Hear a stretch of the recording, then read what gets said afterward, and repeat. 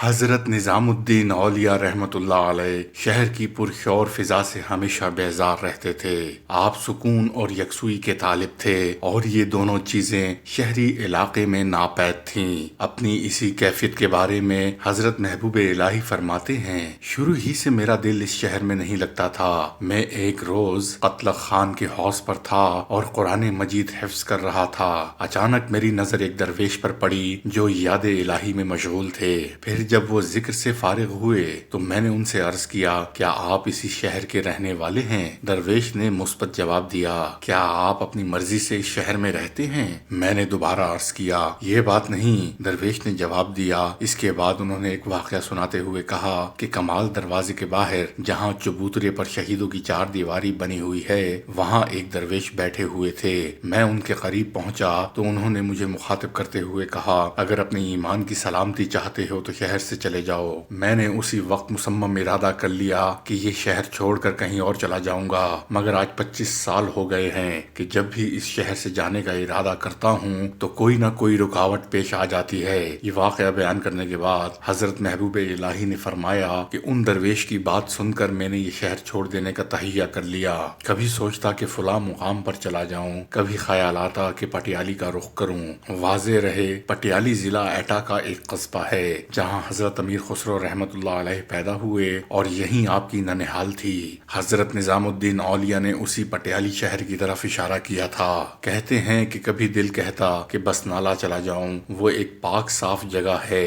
آخر میں بس نالہ چلا گیا، وہاں 3 روز رہا مگر کوئی مکان نہیں ملا، پھر بھی ترک سکونت کا خیال ہر وقت لگا رہتا تھا۔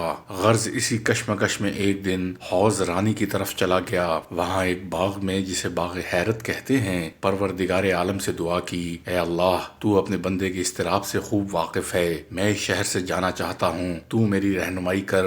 جیسے ہی میری دعا ختم ہوئی ایک صدائے غیبی سنائی دی، غیاس پور۔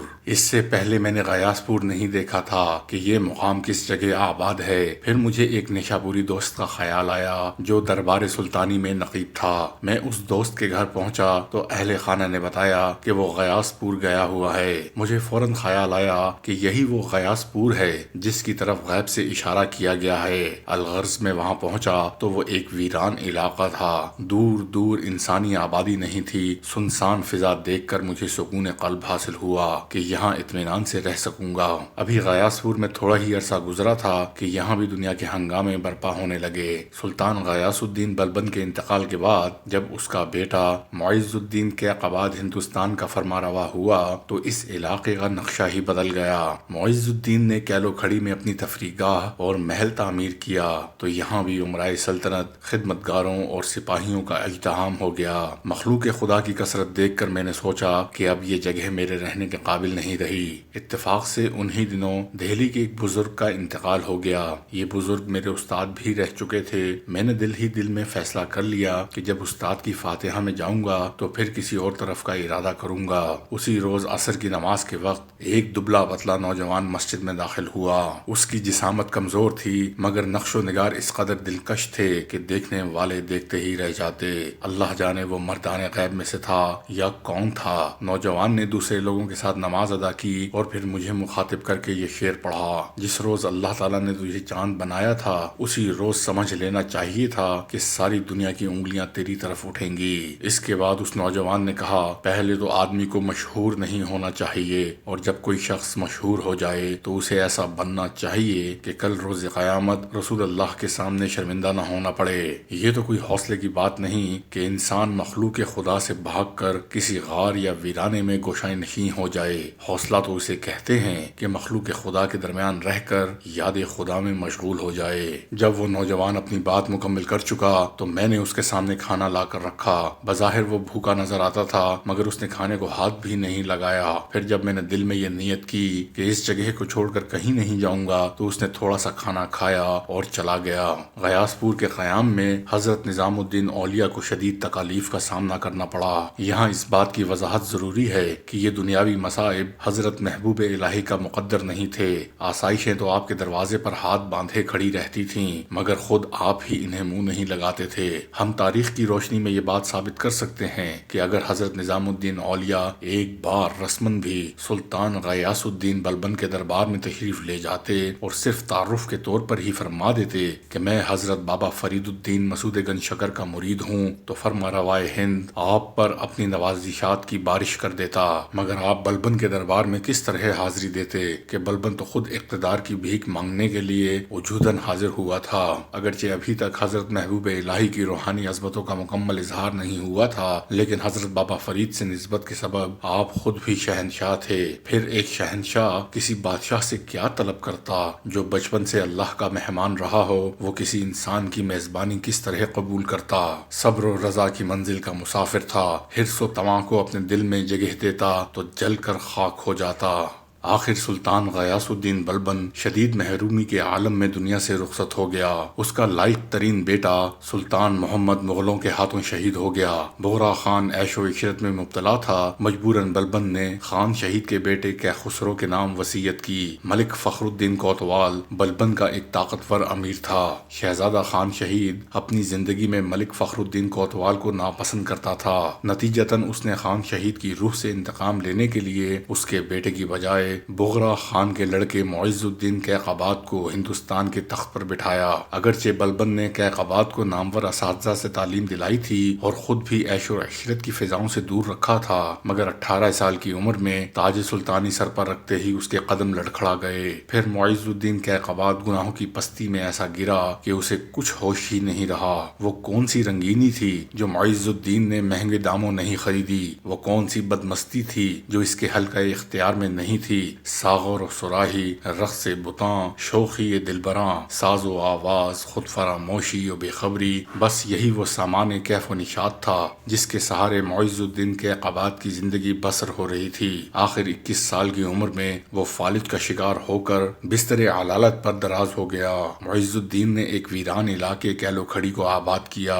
یہ وہی مقام ہے جہاں حضرت قطب الدین بختیار کاکی نے قیام فرمایا تھا۔ بعد میں سلطان شمس الدین التمش کی درخواست پر مہرولی تشریف لے آئے۔ معز الدین نے کیلو کھڑی میں شاہی قلعے کی بنیاد رکھی، ایک دلکش جامع مسجد تعمیر کرائی اور سرکاری دفاتر دہلی سے یہاں منتقل کرا دیے۔ نتیجتاً یہ جگہ عمراء اور سرکاری ملازموں کی پرہجوم بستی میں تبدیل ہو گئی۔ کیلو کھڑی سے 3 میل کے فاصلے پر غیاث پور تھا، جہاں حضرت نظام الدین اولیاء ذکر الہی میں مشغول تھے۔ یہی وہ زمانہ تھا جب سرکاری کارندوں کا ہجوم دیکھ کر حضرت محبوب الہی کسی اور جگہ تشریف لے جانا چاہتے تھے۔ یہ بڑی عجیب بات ہے کہ کیلو کھڑی میں جشن کیف و نشاط جاری تھا اور بمشکل 2-3 میل کے فاصلے پر غیاث پور میں درویشوں کی ایک جماعت فاقہ کشی کے بدترین دور سے گزر رہی تھی۔ جہالت پر دنیاوی نعمتوں اور آسائشوں کی بارش ہو رہی تھی اور اہل علم کے پیٹ پر پتھر بندھے ہوئے تھے۔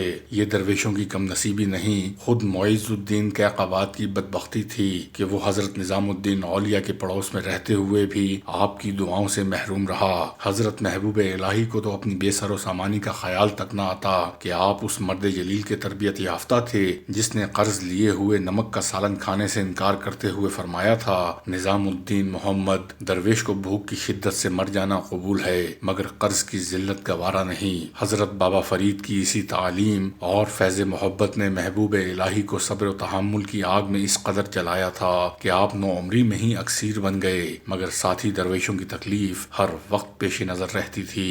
اسی زمانے میں حضرت برہان الدین غریب اور حضرت شیخ کمال الدین یعقوب جیسے عظیم بزرگ حضرت نظام الدین اولیاء کی زیر نگرانی معرفت کی ابتدائی منازل طے کر رہے تھے۔ جب مسلسل کئی دن فاقے ہونے لگے تو محبوب الہی اپنے مریدین خاص سے مخاطب ہو کر فرماتے، میں جانتا ہوں کہ تم لوگ میری خاطر یہ مصائب برداشت کر رہے ہو اور اس ویرانے میں پڑے ہو جہاں زندگی کی کوئی آسائش تو کجا، ایک وقت کی سوکھی روٹی بھی میسر نہیں۔ تمہیں خبر ہونی چاہیے کہ اللہ کی زمین تنگ نہیں ہے۔ میں رزق حرام کی بات نہیں کرتا، اللہ کی آباد کی ہوئی بستیوں میں حلال کی روزی بھی باکثرت موجود ہے۔ تم لوگ شریعت کے دائرے میں رہ کر بھی دنیا کی نعمتوں سے لطف اندوز ہو سکتے ہو۔ نہ ہموار زمین پر سوتے سوتے یقیناً تمہارے جسم دکھنے لگے ہوں گے۔ میں تمہیں خوشی سے اجازت دیتا ہوں کہ تم اپنی پشت کے لیے نرم بستر تلاش کر لو کہ یہ سب کچھ جائز ہے۔ میری طرف نہ دیکھو کہ مجھے تو ویرانے میں رہنے کی عادت سی پڑ گئی ہے، اور میں تمہیں اس بات کی بھی اجازت دیتا ہوں کہ اپنے شکم کو فاقہ کشی کی آگ سے بچا لو کہ اللہ نے تمہارے لیے بے شمار چیزیں حلال کی ہیں۔ میرے بھوکا رہنے پر نہ جاؤ کہ میرا بچپن اسی بے سر و سامانی میں گزرا ہے۔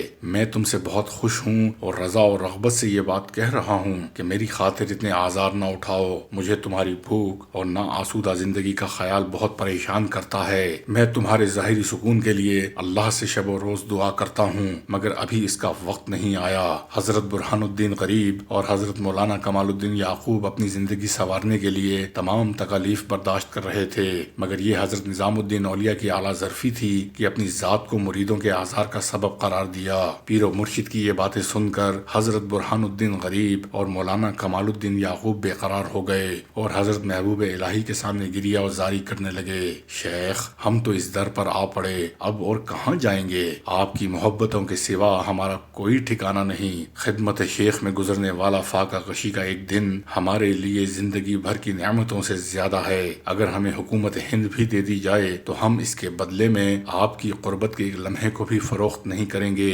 ہمیں یہ شرف کافی ہے کہ ہمارے پاؤں میں شاہ کی زنجیر غلامی پڑی ہے۔ آزاد کر دیے تو اپنی حوث کے غلام ہو جائیں گے اور غلامی ہمیں منظور نہیں۔ حضرت برہان الدین غریب اور شیخ کمال الدین یعقوب کی یہ التجائیں اس قدر رقت آمیز ہوتی کہ حضرت محبوب الہی خود بھی آپ دیدہ ہو جاتے اور پھر اپنے دونوں مریدوں کے تالیف قلب کے لیے فرماتے، اللہ کی رحمت ہمیشہ تمہارے سروں پر سایہ فگن رہے۔ اگر تم نے اللہ کی رضا کے لیے اپنے جسم کو بھوک کی آگ میں جلا ڈالا اور شعلہ عشق کی تپش سے نفس کو خاکستر بنا دیا تو پھر تم پر آتش دوزخ حرام ہو جائے گی۔ اس کائنات میں ایفائے عہد ہی سب کچھ ہے۔ جو لوگ اپنا عہد توڑ دیتے ہیں انہیں دنیا تو شاید حاصل ہو جائے، مگر آخرت میں ان کے لیے شدید عذاب ہے، ناقابل بیان ذلت و رسوائی ہے اور بدترین محرومی و ناکامی ہے۔